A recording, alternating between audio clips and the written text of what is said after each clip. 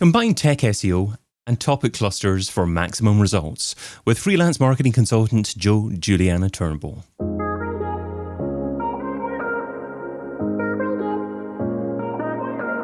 Brought to you by Majestic, I'm David Bain and this is SEO in 2022.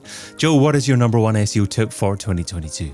Hi David, thank you. My SEO tip in 2022 is to have a top site. That means to have tech and on-page working together. I find that to really achieve maximum results, it's about having both elements combined.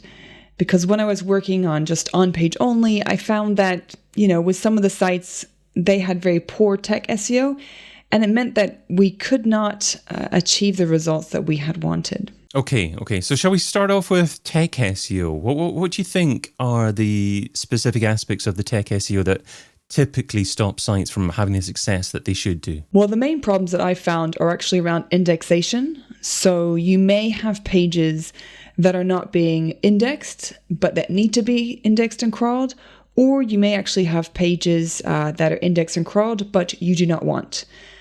What I found particularly this year with some of the sites I've been working on is what we call index bloat. This is when, there's too many pages from the site that are being indexed and it makes your site bigger than it actually is. So for example, you may have, filter URLs, internal search URLs that are being crawled and indexed, and you would not want this. You may also have sites that have product pages and they take that category URL. And if that product is found in many categories, this can lead to duplicate content issues. Okay. So that's a brief summary of tech. We could dive into that and we might come back to that.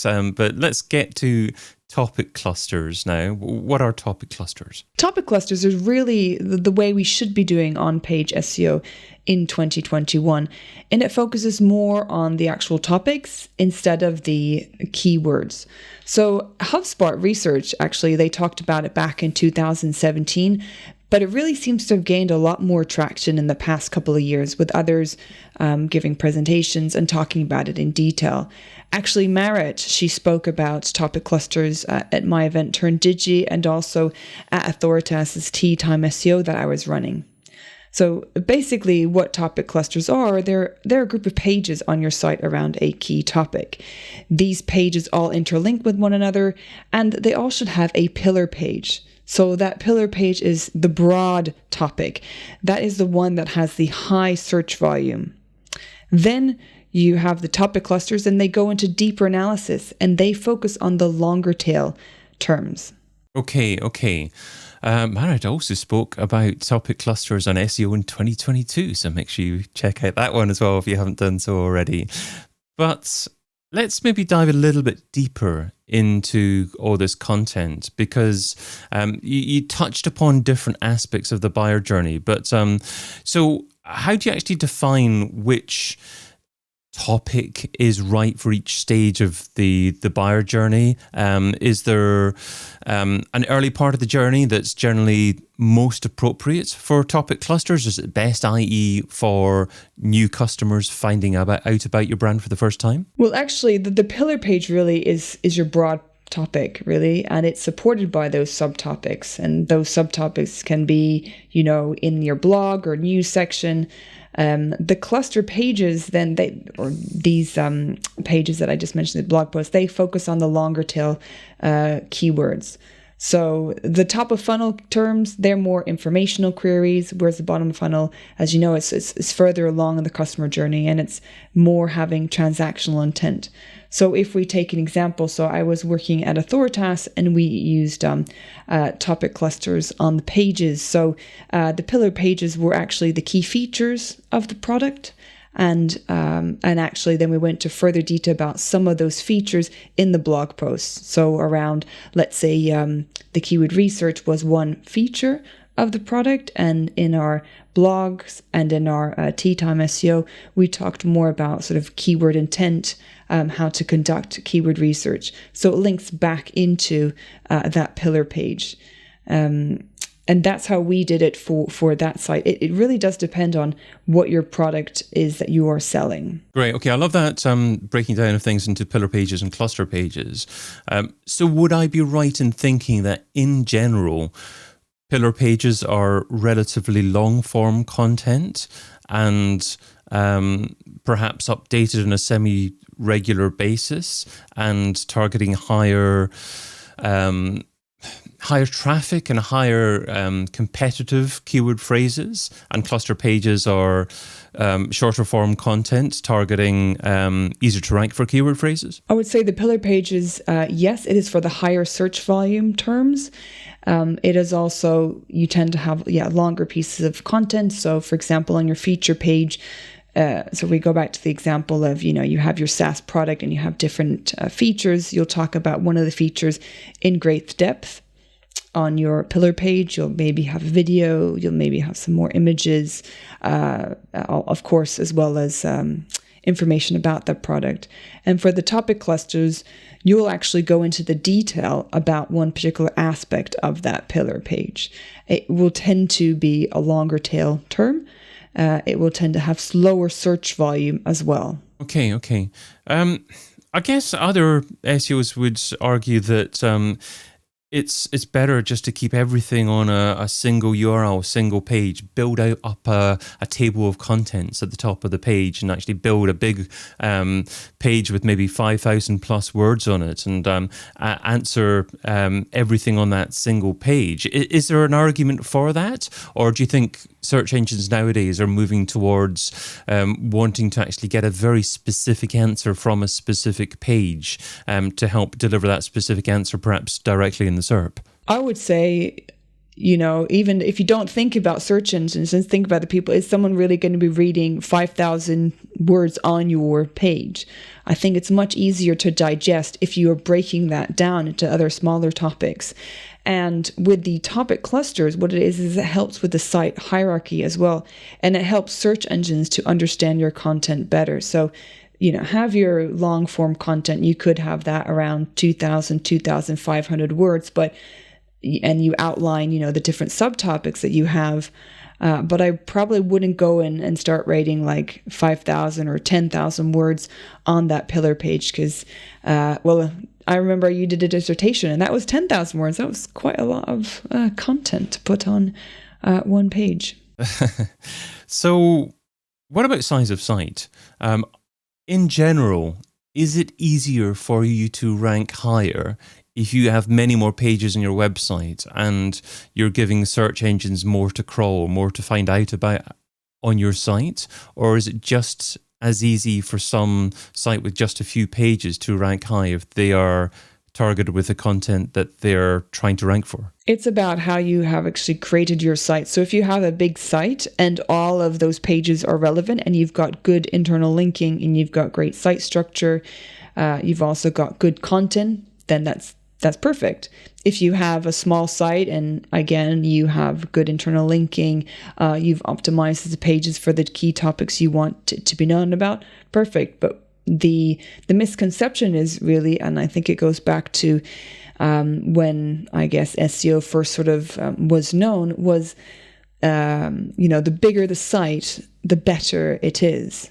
But then you end up with having a lot of sites that have this duplicate content, that have way too many pages that are being ranked that are not important, like I mentioned earlier about, the category product URLs that have the category URL in them, or the fact that you have pages that are internal search queries that are being indexed and ranked, which you should not want that. Sorry, indexed and crawled, which you do not want. Okay, so bigger may be better, but only if every single page in your site is relevant.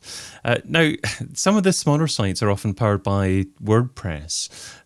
So what are the typical problems that smaller sites, perhaps powered by WordPress, typically face? They're not getting ranked, perhaps because search engines are finding too many rubbish pages on their site. Well, I think sorry, just to go back to your other point with the site, it's really about the quality of your site, not necessarily bigger is better, but you need to have obviously built your site correctly. You've categorized your different products, and you have the pages that you want being indexed. In terms of the issues with small site, and if it's particular with WordPress, Sometimes what you do have is you can have duplicate content because you've used tags and categories, and you end up having duplicate amounts of the same page because it falls under the category and it falls under the tag as well. Okay. Some a few good tips there for just getting started. Just make sure your site structure's right with WordPress. Let's just go back to topic clusters and think about how you actually use the keyword phrases you identify to begin with. So you've done the work on your keyword research. You've identified the keyword phrases that you want to use. How do you incorporate them on your pillar pages? Well, I would actually make sure that everyone is on board with your approach. So if you've already have your brand new site, then I would suggest, yes, you do the research, you find out what are the topics your pages is ranking for. There's many tools in the market, Ahrefs, Searchmetrics, Authoritas, SEMrush. SEMrush has the content gap section in the keywords of the keyword feature, and that's really, really good to identify what's missing. But what I'd also do is actually, in order to implement this correctly, is get buy-in. So do brainstorming sessions with your colleagues and agree, what is the pillar pages that we want to have? What are the topics they want to be known for? And what do we want supported in, let's say, the blog or the news section? It's really important to make sure everyone is on board before you start actually putting this in place. Yeah, that's great. I like that, because then you can get other teams in your business, customer service, sales, perhaps other departments, to actually refer people that they talk to. They're also going to be comfortable linking directly to those pages, perhaps even from their email signature as well, just to get that initial rush of traffic to that. And obviously you get their buy-in as well. So I love that advice there. Is it generally easier to try and rank for phrases that don't already have search volume because there's less competition? So is it easier to rank for phrases that don't have search volume? Well, I suppose it kind of depends really, because there are some products that don't have search volume. So let's say new toys that are being launched in the market. I worked in mobile phones, and we were working when the iPhone first came out. And what happened was, there's a lot of obviously affiliate sites, and you may have the possibility that they may rank for the iPhone terms, because maybe they are able to change their websites more quickly than maybe if you're working at a Movistar or a T-Mobile or a Everything Everywhere. So it is really important that whatever site that you have, that if you are selling that product, even if it has no search volume, that you make sure you've got a landing page for it, you've got it optimized, you've got information about that product with links to that landing page going out. Okay, great. So if an SEO is hearing what you're saying and thinking, I'm comfortable with my technical setup, but you're probably right in relation to pillar pages and cluster pages. I need to do more work with topic clusters. I need to do more work in-house to get buy-in for my pillar pages and do a better job of structuring my site. What's one thing that an SEO perhaps has been doing that isn't as effective as it used to be, that they need to stop doing now in order to spend more time doing what you suggest? I think some SEOs may have been forced into perhaps reporting on rankings, and that's something that I would say that you don't need to report on as much. Maybe they were asked to do that on a daily basis. I think it's important to look at traffic, organic, direct, and email, as well as conversions. And when people are also talking about rankings, I would say let's look at the traffic driving pages, because sometimes what may seem as an important page for the business because of what it was in the past, and so they want to rank for X number of terms or this X term, may not be it once you look at the data, once you look at Google Analytics, once you look at Google Search Console. And also, if you install any heat map tracking, you may find that page, people are not actually clicking through on it. So really important to look at the data behind your site.